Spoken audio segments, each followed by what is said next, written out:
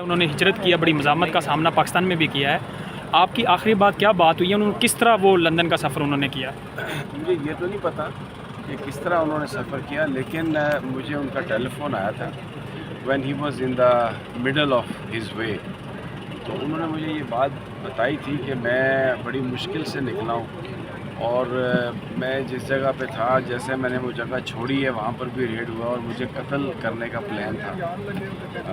اور انہوں نے یہ بھی مجھے بتایا تھا کہ وہاں پر کچھ لوگوں کو لا کے پھینک دیا گیا تھا جو دہشت گرد تھے، اور شاید یہ بات چلائی جانی تھی کہ دہشت گردوں کے پاس پناہ میں نے لی ہوئی ہے اور وہاں پر ریڈ ہوا ہے تو دہشت گردوں کے ساتھ میں بھی مارا گیا ہوں. یہ مجھے انہوں نے خود یہ بات بتائی. پھر انہوں نے مجھے یہ بھی بتایا کہ it was a very difficult for me to get out, کیونکہ میں پیدل بہت چلا اور بیچ میں ایک جگہ پر کچھ جنگلی جانوروں نے بھی مجھ پر حملہ کیا، اور انہوں نے مجھے بتایا کہ ان کے پیٹ پر 1.5 انچ سے زیادہ گہرا زخم ہے. اور لیکن اللہ کی مہربانی سے میں ایک ایسی جگہ پر پہنچ گیا ہوں جہاں پر میں محفوظ ہوں، اور انشاءاللہ میں جہاں جانا چاہتا ہوں تو میں جلدی پہنچ جاؤں گا. میں نے ان سے یہ نہیں سوال کیا کہ آپ کہاں پر ہیں، کس طرح سے جا رہے ہیں. میں صرف ان کو دعا دی اور ان کو کہا کہ اللہ تعالیٰ آپ کو حفاظت سے لے جائے، بیکاز وہ بڑی بہادری سے لڑے یہاں پہ. اور ان کے بارے میں یہ کہنا کہ وہ کوئی ڈیل کر کے گئے ہیں یا ان کو کسی نے نکالا ہے، میرا نہیں خیال یہ انتہائی نامناسب ہے. It's an insult to someone جس نے 5 مہینے گزارے ہیں اور بڑی محنت. اور دیکھیں یہاں پر اس وقت پاکستان کے اندر جو بات ہو رہی ہے وہ رول آف لاء کی بات ہو رہی ہے. یہاں پر کوئی ایسا نہیں ہے کہ کسی غیر ملکی قوم نے ہمارے اوپر قبضہ کر لیا، اور یہ سب ہمارے اپنے لوگ ہیں، اور ہم ان سے یہ کہہ رہے ہیں جو لوگ اقتدار میں ہیں کہ آپ جو قانون ہے اس پر عمل درآمد کریں. تو اس لیے جو عمران ریاض کا جو معاملہ تھا، انہوں نے بہت ہی بیچارے نے مشکل ٹائم اس نے گزارا. ہی سفرڈ اے لاٹ. بڑی ہمت سے وہ کرتا رہا، اینڈ آئی ہوپ کہ he will continue his journey.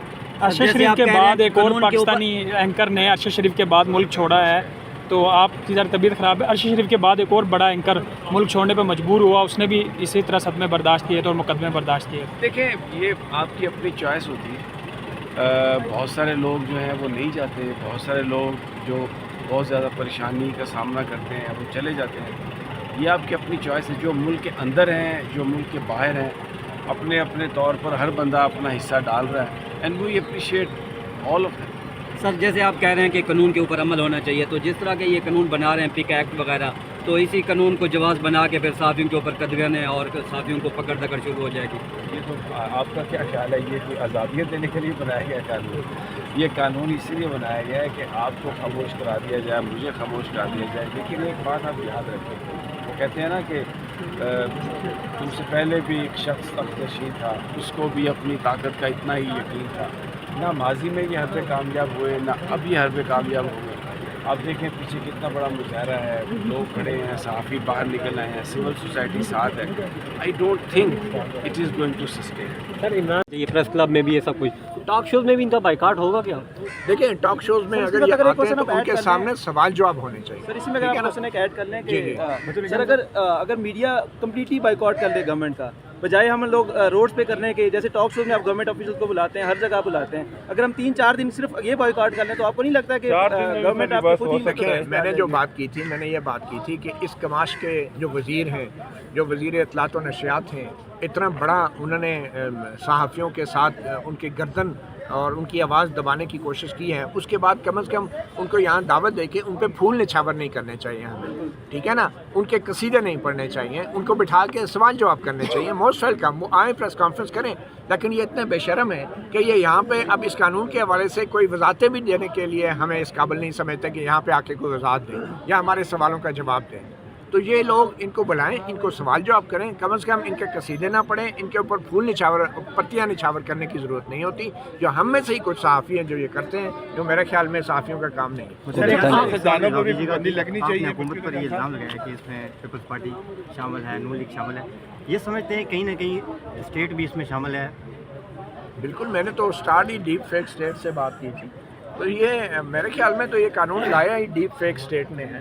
Us deep fake government کا یہ قانون نہیں ہے، اور یہ لوگ تو صرف ایک ربر سٹیمپ کی طرح استعمال ہوئے ہیں. اور اس بات سے آپ اندازہ لگائیں کہ یہ لوگ جو ہیں ایک سینیٹر ہیں، میں اب نام نہیں لوں گا، میں پہلے لے چکا ہوں، وہ ایک انٹیریئر کی جو کمیٹی ہے سینیٹ میں، اس میں ان کے پیپل پارٹی کے 3 ممبران ہیں، وہ اب یہ کہتی ہیں کہ جی بس وہ ماحول ایسا بن گیا تھا کہ ہمیں منظور کرنا پڑ گیا، اس میں بعد بھی میں ترمیم ہو سکتی ہے۔ یہ اس طرح کے لالی پاپ جو ہے نا دینا، یہ منافقت ہے، کیونکہ پیپل پارٹی خود سے تو اب ترمیم نہیں کر سکتی نا۔ اب یہ کہنا کہ ہم ترمیم کریں گے اور پھر صحافیوں کو ساتھ لے کے پھر شہباز شریف کو بلیک میل کر کے پھر پیپل پارٹی اپنے فائدے اٹھا کے سائڈ پہ ہو جائے گی، مطلب اس طرح کی منافقانہ دوگلی پالیسی تو نہیں ہونی چاہیے نا، کہ پہلے آپ نے ساتھ مل کے ووٹ دیا ہے، قانون بنوایا، اور پھر صحافیوں کو ساتھ رکھ کے اسی گورنمنٹ کو بلیک میل کر کے مزید فائدے آپ سیاسی اٹھانے چاہ رہے ہیں۔ یہ کیا بات ہے کہ ہم بعد میں ترمیم کر لیں گے؟ دیکھیے جو چیز پہلے ہونی ہوتی ہے وہ پہلے ہونی ہوتی ہے، آپ یہ نہیں کہہ سکتے کہ آپ جو ہے وہ ولیمہ پہلے رکھ لیں اور نکاح بعد میں۔ Thank you sir. کے اوپر ایک کالا قانون ہے، یہ چاہتے ہیں کہ خوف کی فضا بنا دیں آپ، کہ کوئی بولے نہ، ہر کوئی ڈر جائے اور خاموش ہو جائے۔ اتنی جلدی کیا تھی اور یہ قانون کیا اوپر سے پاس کرایا جا رہا تھا؟ کیا جلدی بڑی نظر آ رہا ہے کہ آنے والے دنوں میں اور سختی ہوگی۔ ایک ہوتا ہے پری ایمپٹیو لیجسلیشن آپ کرتے ہیں، وقت سے پہلے آپ بندوبست کر لیتے ہیں کہ ہمیں پتہ ہے کل کو ہم نے کیا کرنا ہے، اس کے بعد ریاکشن ہوگا، لوگ باتیں کریں گے، تو ان کو تلنے کا کیا طریقہ ہے، تو ان کو پتہ ہے انہوں نے کیا بننا ڈالنا ہے۔ اب اس سے تیل گرم کر دیا فرائنگ پین کے اندر، اب دیکھتے ہیں کون فرائی ہوتا ہے۔ بہت شکریہ۔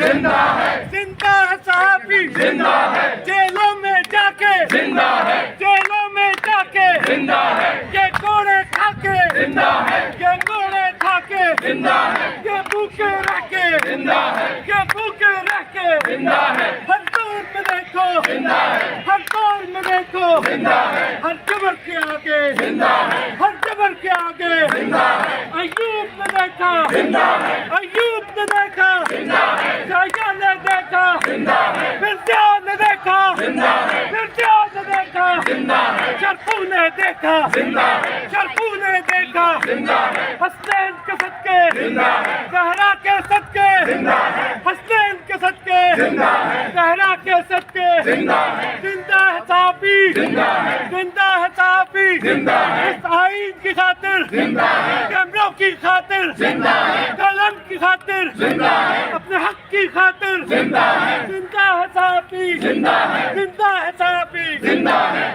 زندہ ہے صحافی، زندہ ہے زندہ ہے صحافی، زندہ ہے زندہ ہے صحافی، زندہ ہے ہر دور میں دیکھو، زندہ ہے ہر دور میں دیکھو، زندہ ہے ہر جبر کے آگے، زندہ ہے ہر جبر کے آگے، جدوجہد تیز ہو تیز ہو تیز ہو، جبر کے یہ ضابطے ہم نہیں مانتے، پیکا ایکٹ نامنظور، پیکا ایکٹ نامنظور، پیکا ایکٹ نامنظور، پیکا ایکٹ نامنظور، پیکا ایکٹ نامنظور، پیکا ایکٹ نامنظور، پیکا ایکٹ نامنظور۔ ہم کیا چاہتے ہیں؟ ہم کیا چاہتے ہیں؟ ہم کیا چاہتے ہیں؟ ہم کیا چاہتے ہیں؟ نہ بھیک پہ لیں گے، نہ بھیک پہ لیں گے، ہم چھین کے لیں گے، ہم چھین کے لیں گے، تیرا باپ بھی دے گا، تیرا باپ بھی دے گا، پیکا ایکٹ